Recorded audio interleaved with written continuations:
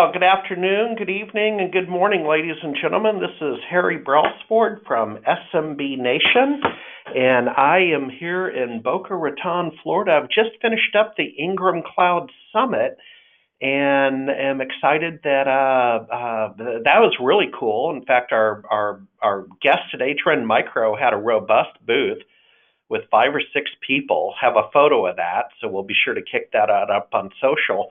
But it's also, I was educated here in Boca Raton that this is where the IBM PC was at the IBM facility many years ago, and it's that famous meeting with Bill Gates and Paul Allen where IBM told him that they could take care of the operating system. MS-DOS would never amount to anything, apparently.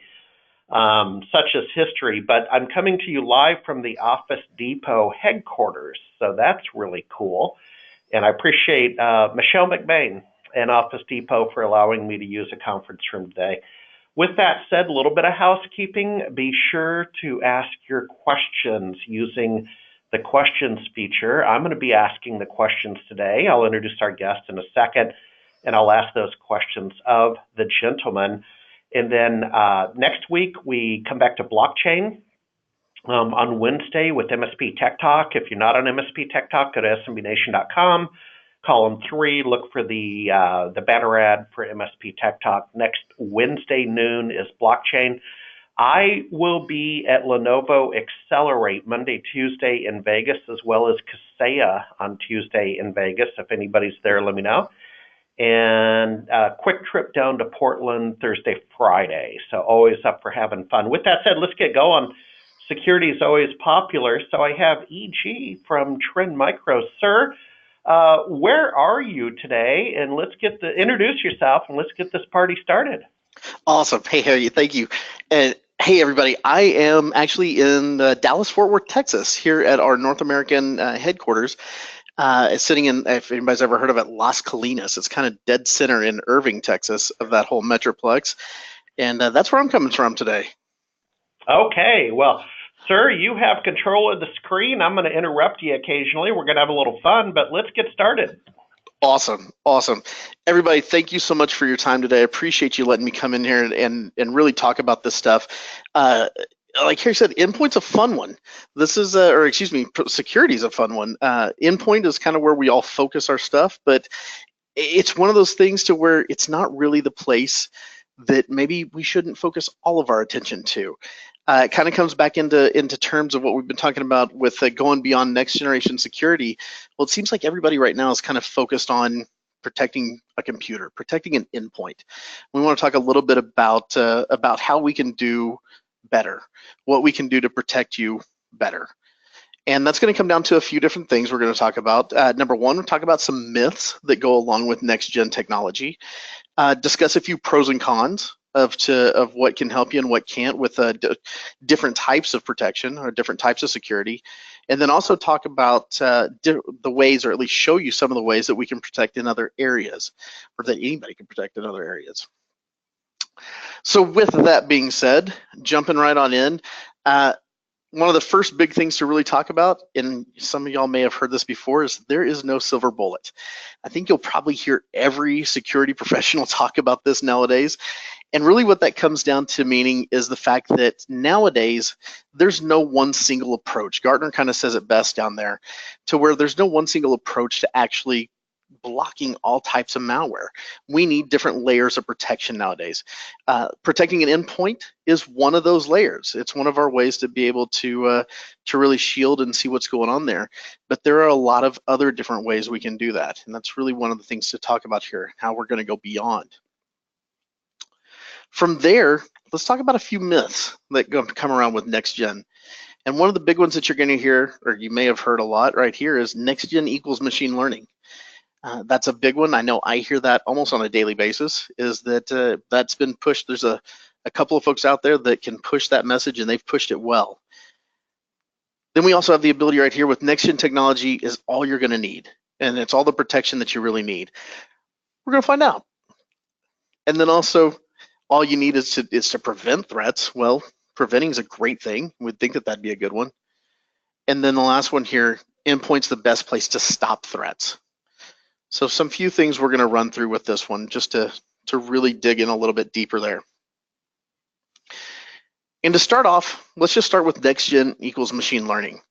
And machine learning is fantastic. And machine learning is one of those things that it's when you think of machine learning, think of it kind of as your brain. It's the one that's sitting there making decisions. It's the one that's trying to compile the information that it sees. And then it's going to require on certain techniques to try to fix issues or to try to do things for you. So whereas your brain tells something, an arm to move and pick up a glass, next gen features like machine learning are going to tell things like behavioral analysis, to go out and look at ransomware and try to determine what it needs to do to fix an issue, or to use traditional antivirus techniques to try to fix something. EG? Yes, sir. Yeah, if you don't mind, because this is really close to my passion of analytics and big data. So, EG, not right now because you have the screen, but at your leisure, if you Google SMB Nation and machine learning and animal learning, I did a piece about 3-4 months ago, probably 800-word blog, and have a photo of our mascot, Astro, an English Springer Spaniel, going through a dog door. And the whole premise about machine learning and animal learning is, and I'll let you read it, but it basically amounts to dogs in particular, learn very, very quickly. It's far easier to beg than to hunt.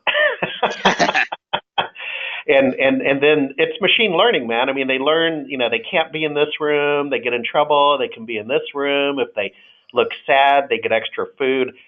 Sir, that's machine learning. Harry, I love it. I'm going to steal that from you, just so you know. I'm going to go take that blog. I'm going to read everything about it, and I'm going to start putting that in my presentations. That's wonderful. All right. You got it. Go ahead. Well, machine learning, just talking on that same level, machine learning is just one technique that we're doing. It's the latest and greatest. It's the one that you hear a lot of people talking about. But there's been other things that have been next gen, things like heuristics when they came out. That was a huge next gen thing that everybody was talking about. Application control, which kind of is rounding about to kind of become a new next gen feature again. Reputation, another big one. Sandboxing. Wow, who hasn't heard of sandboxing? Who doesn't want to try to do sandboxing nowadays? And then, of course, machine learning is in that long list. I think the biggest question with this one now is, it's a matter of what is the next gen? We see that next gen is always coming. The way I live this one is it's kind of like, if you've got an Xbox One or you've got a PS4 sitting at your house. Well, 3-4 years ago, those were next gen consoles. Are they still? Whenever I hear people talk about them, they still call them next gen, even though they're current technology. It's things we're using on a daily basis already. So really, what's coming next? What's the next big jump? I know I've heard, again, machine learning is a big one right now, but application control is kind of rounding back into being a next gen feature. EDR, if y'all have heard of EDR, endpoint detection and response, kind of the investigation side of everything is starting to become a new next gen buzzword. But that's a big one. Next gen doesn't equal machine learning. It kind of equals the next big thing is really what we want to get across here. That there's always something new and always something bigger coming out. If you could tell us what it is, that's kind of the $100,000 question. If you know what it is, then tell somebody. You might be able to make some dollars off of that one. The next point we want to get across, though, is the next myth we want to talk about is next gen is really all you need. And I would love if that was true. Absolutely adore it. It is a great addition. And the reason we say it's a great addition is because think of next gen as a next layer of protection. We still have viruses out there, those old school Trojans, those old school worms that have been around forever that are still being reinvented, that are still being renewed and reused. So there's still a place in this world for traditional technologies like heuristics, like pattern files, but there's also a place in this world for next gen, mainly because next generation technologies are pushing limits of what we can do, not just pushing limits of where we need to be. So that's a big one that I love. And then there's an analogy that kind of goes along with this that I love, and that's the idea of don't throw the baby out with the bathwater. And I think the way I'm referring to that is it's kind of like your car. Everybody right now, I bet you probably have airbags in your car, or you've ridden in a car that has airbags, but you probably still put on your seatbelt as well.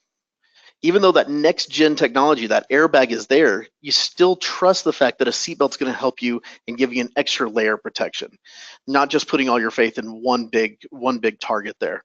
So that's one of a big one for us as well. We want to make sure that we have those extra features or those extra layers to not only be peace of mind, but to really give you that extra protection. Hey, EG, Yes. you've got a good attitude, and I know you're located in Dallas, Texas, but you almost try. My family's from Texas, generation ago, but that attitude. Are you Texan? I mean, you've got some good sayings here. So I'm going to say I'm Texan. I actually was born in Louisiana, and I have family up in Indiana. So kind of a mutt from everywhere, but spent most of my time here in Texas, most definitely. Yeah, it shows. All right, continue. We may talk a lot. That's probably a style of Texans right there. We have a lot of different things we like to say. Well, next one, let's jump into the next part of that. Another myth that we can really talk about here is that next generation. We've already talked about machine learning being equal next generation. Next gen's all you need. This one is preventing threats. Is that all you really need to do? Well, again, preventing threats is fantastic, and next gen is wonderful at that. Machine learning, now being able to go out there and be proactive and start finding things before they have a chance to run. But what happens when something finally gets through? Because there's bad actors out there that are constantly looking for ways to get into your systems, into your networks, and do what they want to do, not what you want them to do. So prevention, even though it's a great thing, it shouldn't be the only thing we look at here. Mainly just because why would we want to stop at just preventing? There's always going to be somebody who's going to get through, and we want to be able to protect beyond that. So that's a big one that we definitely want to keep our eyes on.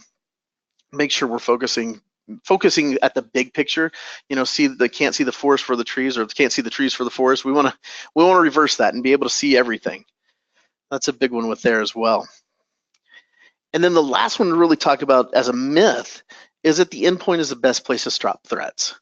Well, I would go so far as to say that the endpoint is the last place we should be looking for threats, mainly because if they've gotten to the point where somebody has penetrated your network and they've broken through all sorts of other security measures, and they're finally on your endpoints, that is probably the last place we need to be looking, and that's also the place that we need to put some protection, of course.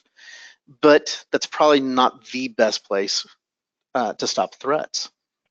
Hey, EG, I have a question or an observation. Jonathan Handler is saying, probably more of an observation, but Jonathan, appreciate the engagement. He says, Windows 10 Windows Defender just detected and destroyed a Trojan last night on my system. So shout out to Microsoft, I guess. But EG, it just shows this is here, this is now. Agreed, and that's kind of the big part about this, right? And yeah, shout out to Microsoft. Why not? Everybody, I may work for Trend Micro, but security is one of those things we all need. I don't care where you get it from. Of course, I'd love for you to get it from Trend, but it's one of those things that we all need to be aware of and all need to be playing a part in. So most definitely, yeah, I love the fact that it's catching stuff. Hopefully it took care of everything else that was on there too. If there was anything else going on, and if you've upgraded to the latest Redstone 4 from Microsoft, there may be some other stuff to catch in the long run there. So that's awesome. Good Cool. observation for sure. Please Awesome. continue. Yes, sir. Well, that's kind of the point for our myths, the things we want to bust there. Next gen is a fantastic thing. Don't get me wrong, folks. Again, like I said, we need next gen technology. It's pushing boundaries for us, and it's pushing us into areas that we couldn't protect before. Things like ransomware. I don't know how many, I should have put this as a poll question, y'all, but ransomware, I don't know if y'all been hit with it, probably have, or if not, it's sadly become one of those things that it's not so much a if you've been hit, it's when you're gonna get hit with ransomware. But NextGen tries to help us with that. That's where things like behavioral analysis can step in and really take some of those junky things that would normally do some damage and stop them from taking this to places we shouldn't be. So that's a big one that I really love there. So NextGen, taking us beyond, it's not just machine learning. It's not just a place where we need to use an endpoint to stop threats, all those types of things. It's really taking us to different levels there. Now, because the biggest part of all this is most people think that next gen equals machine learning, let's talk a little bit about machine learning and exactly what it is. There's two types of machine learning that we talk about here at Trend a lot, and really what those are what you see right here: pre-execution machine learning, runtime machine learning, and these are algorithms.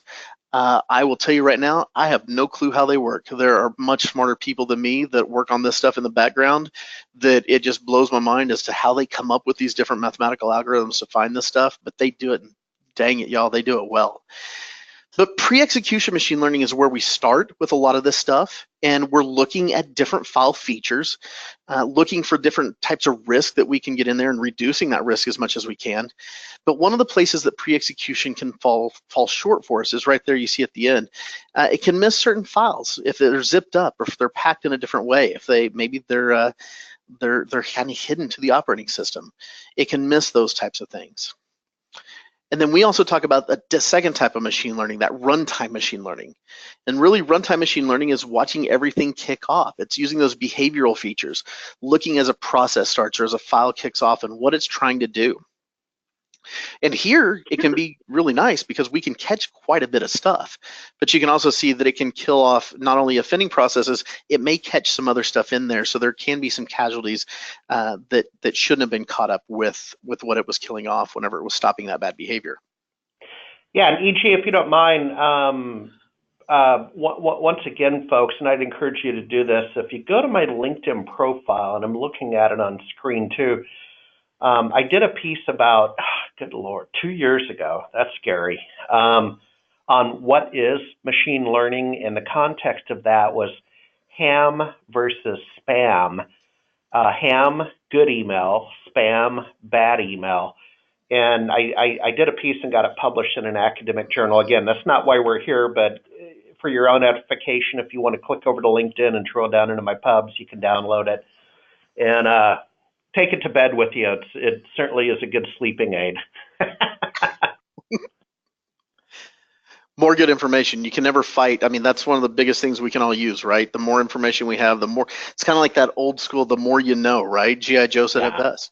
So knowing is half the battle right there. So the extra information to help us, never a bad thing.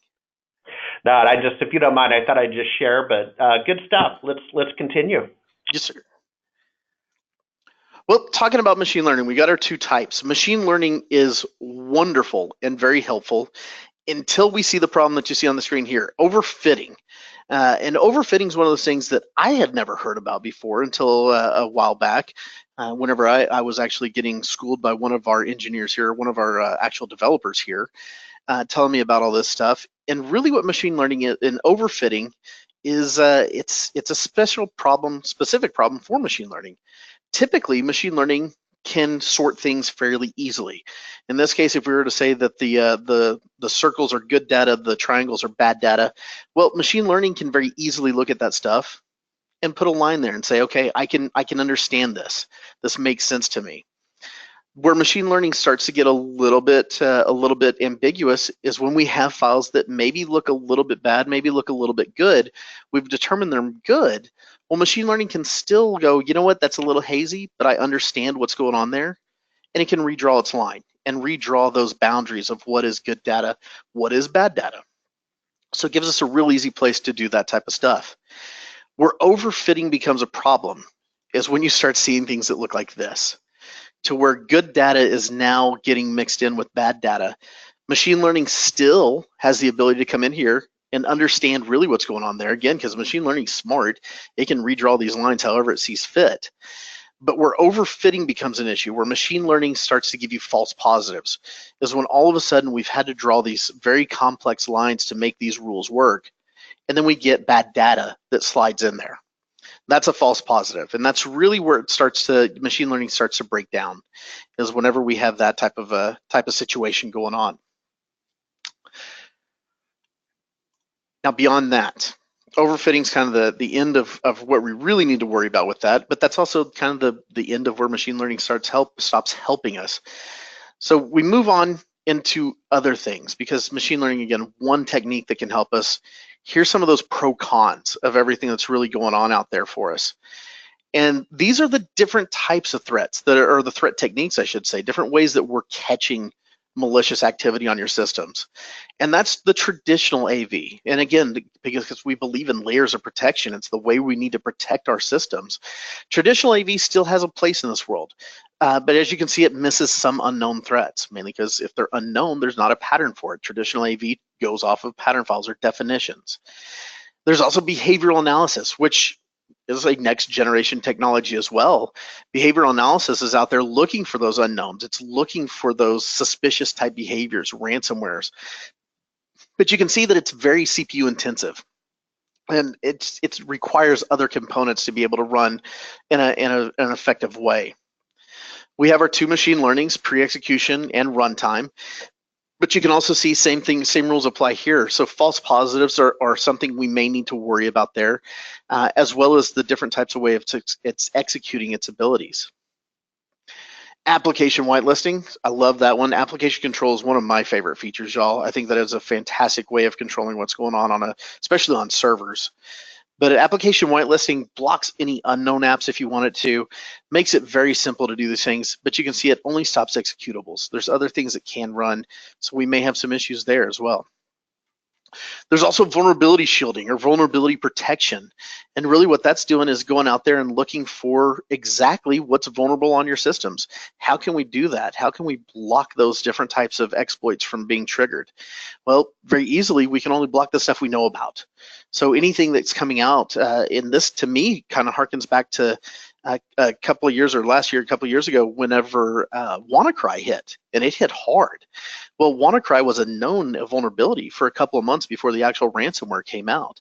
So with certain types of protection in place, you were able to stop those threats without even needing to know about the ransomware itself. Another good idea right there, another good area where different layers of protection can always be helpful. You know, we wouldn't have a pattern file or anything to be able to see that, but we may have something, since we knew about the vulnerability, to be able to block that in a different way. We can also talk about web protection, and this is always a good one. I mean, how many, there's probably a few of y'all here on the line, just like I do, have a URL filter on the gateway, or maybe URL filter specifically on your endpoints. This is a great way of blocking out certain content that either is going to be malicious or is something that maybe you just don't want happening in your environment. It's fantastic, but as you can see, it only works on the web.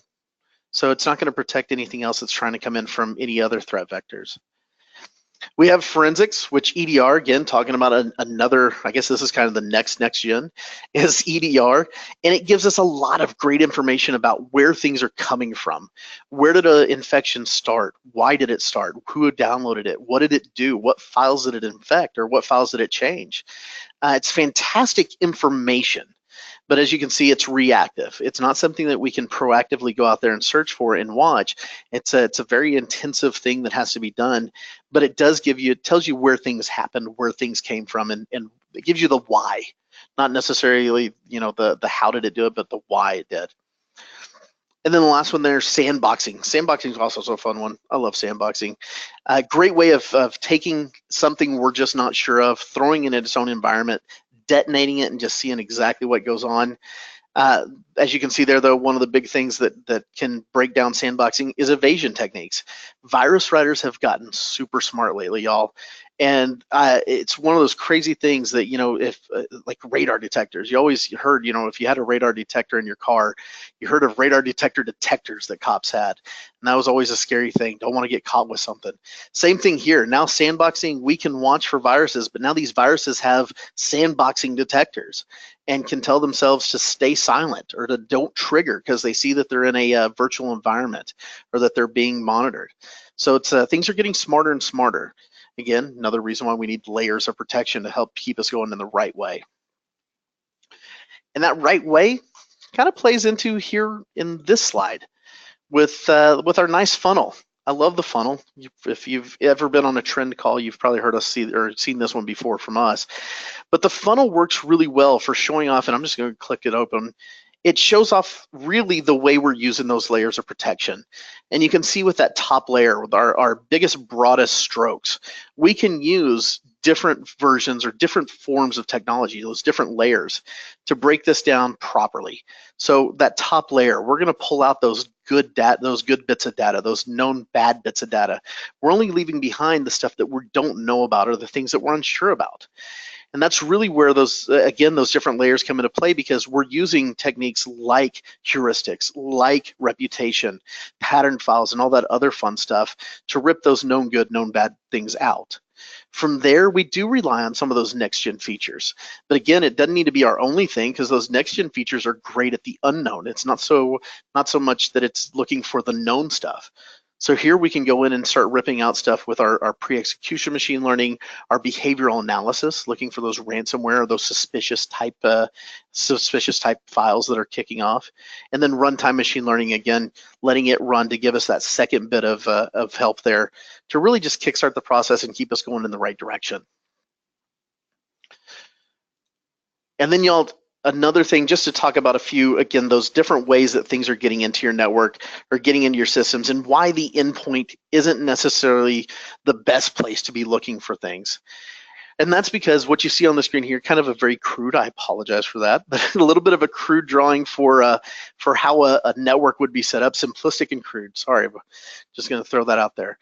But it's a great way of seeing that if somebody's off-site and they send an email, and that email goes up either into a cloud systems like an Office 365, or potentially to an Exchange server on-prem, you've got those things. But if that file's infected, well, why wouldn't we want to stop it there? That's one of the quickest and easiest things we can do, is go ahead and just take care of the issue before it even gets to our endpoint, to where some of those next-gen features really aren't even going to help us, because, well, we're using different techniques to grab them at these different other points in our systems. But now we also have the ability that, since we've caught these things in that outer reaches, we can now take definitions, or we can create those definitions, or create those different patterns to help protect us, and say, you know what, the email system with its own antivirus, anti-malware technology found an issue. I'm going to push that out, and I'm going to tell my other parts of my systems, other parts of my network, exactly what was going on, and help keep everybody as protected as possible. And that's great for off-site stuff that's trying to come in, right?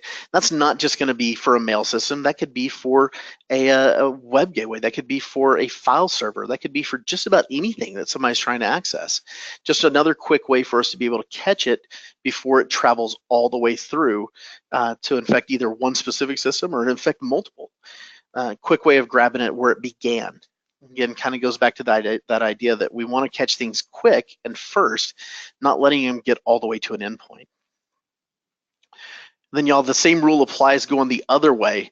If we were to push this, if something was internal and made a request to the web, like we were saying, this is a great way of sending that out there. It doesn't matter where that is, whether you've got that web gateway up there in the cloud or on-prem, we can still find those issues, block them out, send that information, and help keep everything in our systems just a little bit safer, a little bit more protected, and away we go.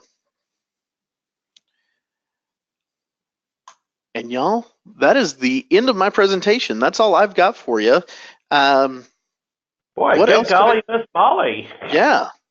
We're going to get the people back to the salt mine ahead of schedule. Well, let's talk about that. So, folks, be sure to use the questions feature on the email, the webinar control panel. Forgive me.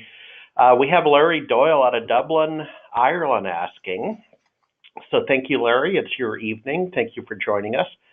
Larry says, are there any integration with a firewall vendor or a NAC vendor?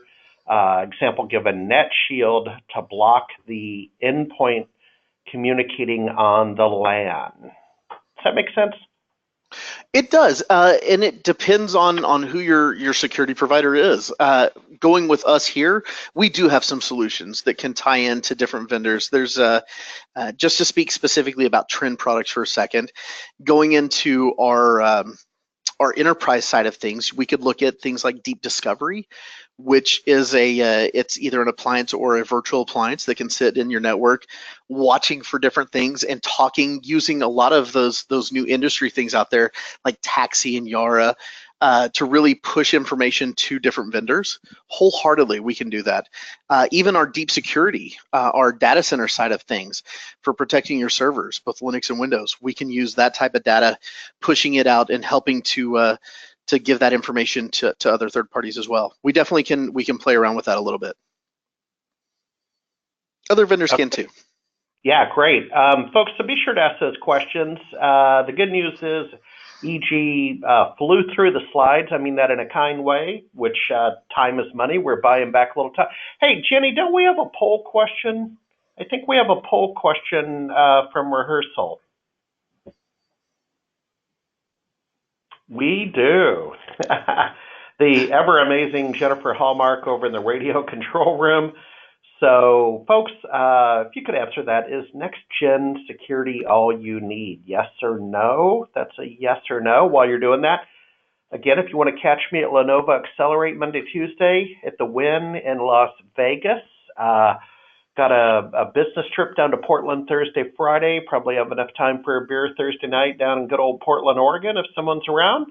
And I come to you live from the Office Depot World Headquarters in Boca Raton, Florida, where I just finished Ingram Cloud Summit, where in fact Trend Micro had a robust presence. While we're Jenny, go ahead and close the poll. And we'll get the screen back.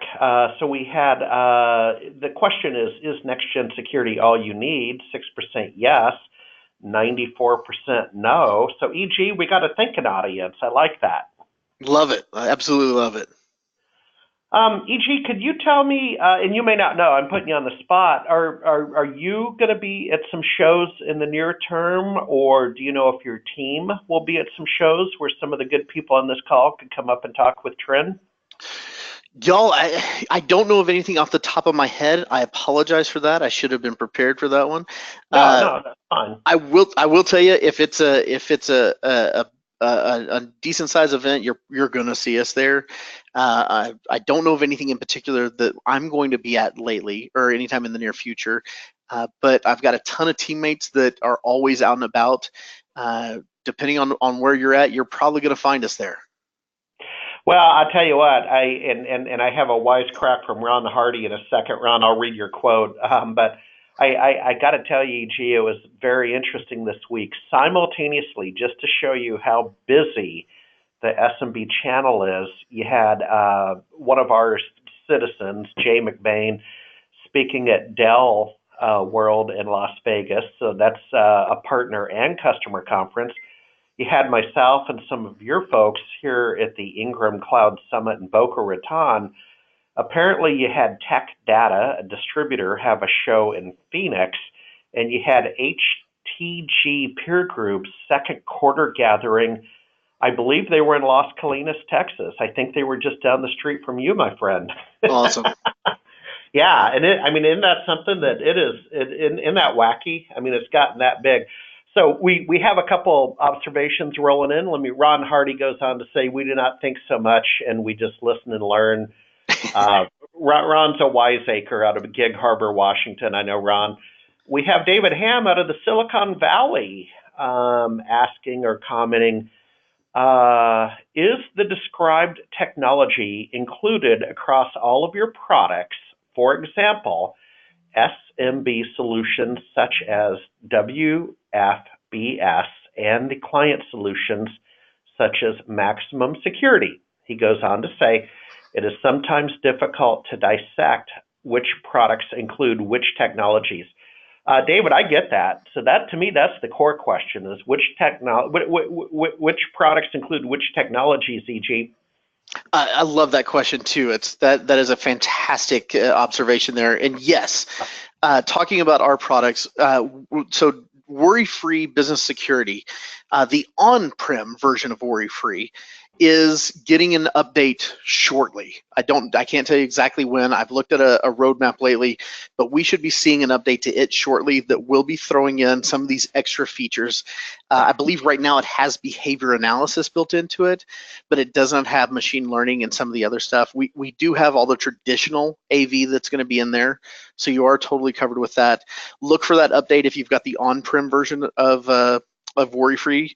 If you've got the hosted version, Worry-Free Services, it is all packed in there. Matter of fact, Worry-Free Services is kind of the most robust thing I have ever seen especially for anybody from SMB through enterprise to take your pick. I love that program. But it's going to throw in all the next gen stuff like machine learning, behavior analysis. It's also going to have all of your traditional stuff.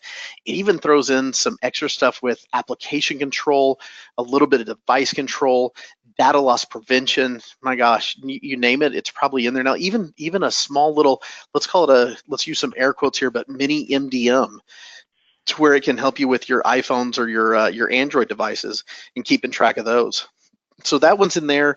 Deep security, the data center side of things, yes, wholeheartedly, you're going to find this stuff in there as well as just about everything else, whether it's my gateway products or any of the rest of it.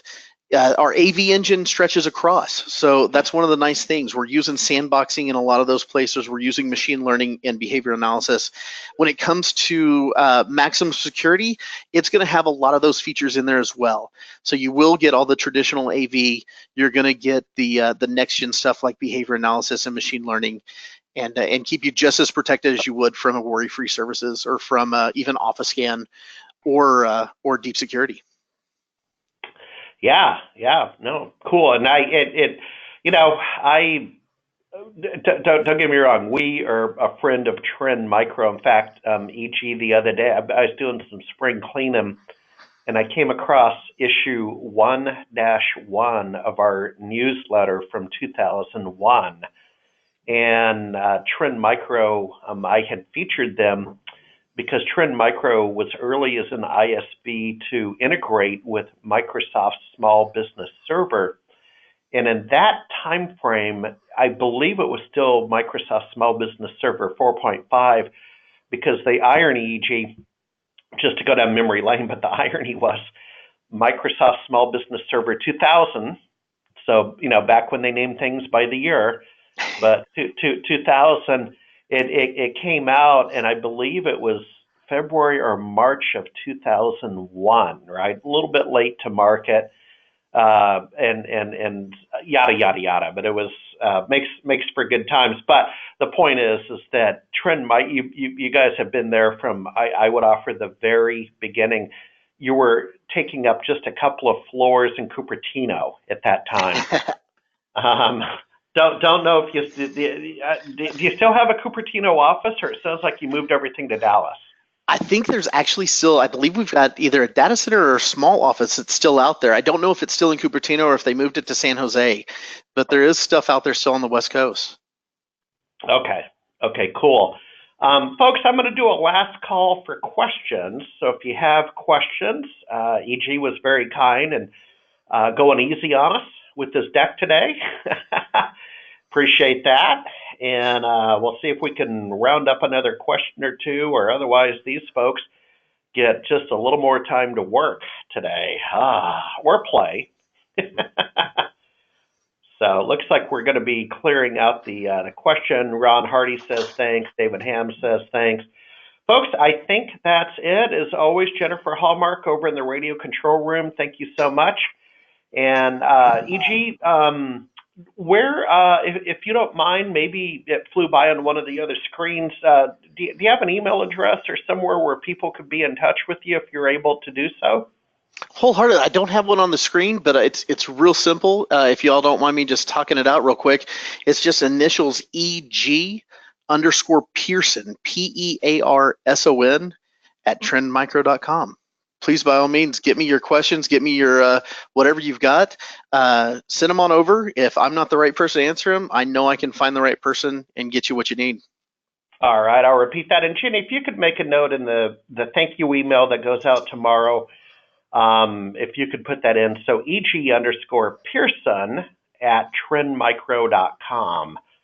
Well, sir, let's call it good and get everybody back to work, and enjoy your weekend, everybody. Thank you very much. Have a great day.